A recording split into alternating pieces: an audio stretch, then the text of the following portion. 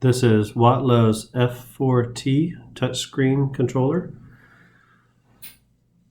This is the home page here. You can touch the tabs to the left and right and it'll scroll through different pages that might be available to you.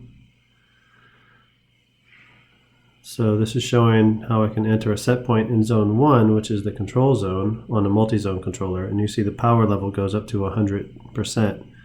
If I change it back to 60, which is room temperature, you'll see the power drops back down to 0. So if I want to run a profile, this is a sample profile we made just for your use. You can see when I press run, in the top left you see a green icon. I hit pause, resume, it turns yellow, but it says the name of the profile and relevant information on what step it's at, the file status. So whenever the file is complete, it becomes a blue icon, and if you were to stop it, it would become red.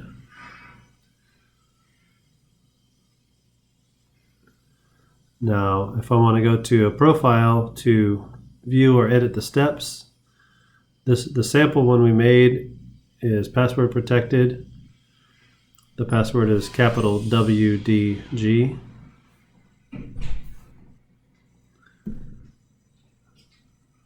And so a step where you want to ramp it up is you would hit ramp time, and that goes to a temperature over time. Put your target set point over how many hours, minutes, or seconds.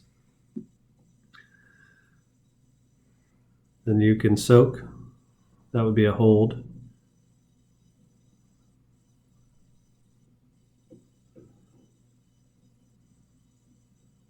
Then you would want to come back down, like let's say this would be the annealing portion when you're cooling down.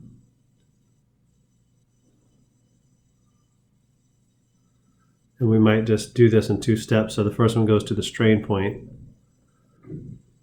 over several hours. And why not? We'll add a few seconds. Done. Then we'll go to the 4th set point, which would be room temperature. And you can add at least 10 steps to each profile. You can store 40 different profiles and name them all unique names.